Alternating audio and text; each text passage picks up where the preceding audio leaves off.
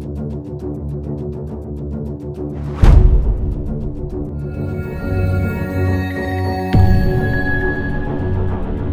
everyone!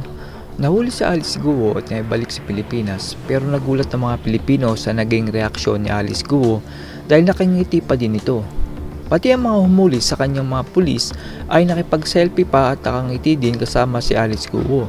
Hindi ito nagustuhan ng mga Pilipino dahil saan ka ba naman nakakita ng taong naaresto dahil sa patong-patong na kaso ng pagkakasangkot sa pogo, torture, money laundering at prostitution ay nakuha mo pang ngumiti. Ang inaasahan ng mga Pilipino ay isang Alice Guo na puno ng pagsisisi at kalungkutan dahil nahuli na siya. Pero ang reaksyon niya ay parang kampante na hindi kinikitaan ng pagkatakot sa mga kaso na kinakasangkutan niya.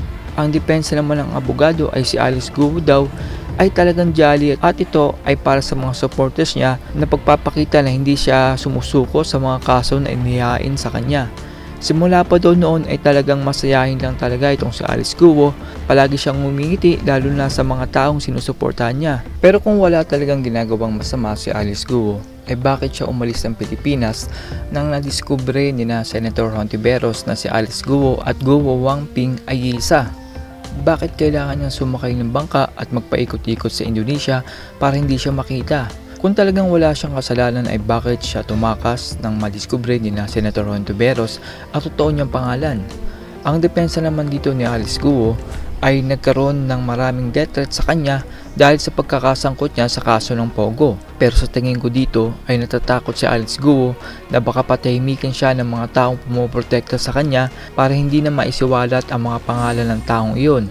Posible na ang mga nasa gobyerno na tumutulong kay Alice Guo ay kinakabahan dahil makakaapekto ito sa darating eleksyon at magkakaroon ng bahid ang kanilang pangalan. Sinabi naman ng mga otoridad na pakiramdam daw ni Alice Guo ay safe na siya. Yun daw ang dahilan kaya siya nakangiti dahil alam niya na wala lang pwedeng gumawa ng masama sa kanya. Nagkaroon ng hearing sa Senado at tinanong ni Hontiveros si Alice Guo tungkol sa totoo niyang pangalan. Ito ang tanong niya. Simpleng tanong kung sino ka.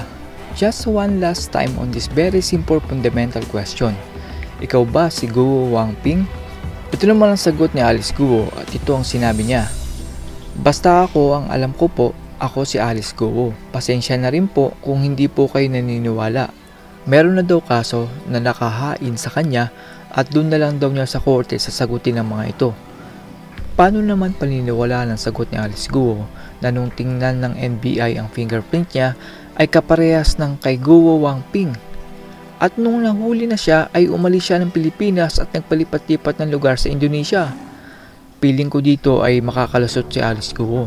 Hanggat wala siyang sasabihing pangalan ay hindi siya pupuntirihin ng mga kasabot niya sa gobyerno. Yun nga lang sarili niyang pangalan ay kahit may ebidensya na ay parang confident pa siya na makakatakas. Yun pa kayang talungin siya na kung sino ang kasama niya? Minsan iniisip ko kung may pag-asa pa ba ang ating bansa. Bukod sa wala nang makitang trabaho ay pinamumunuan pa ang ating bansa ng mga banyagang huwad ang dala sa ating bayan. Ito na ba talaga ang tadhana nating mga Pilipino? Ang ipagpalit ng boto para sa habang buhay na peligro?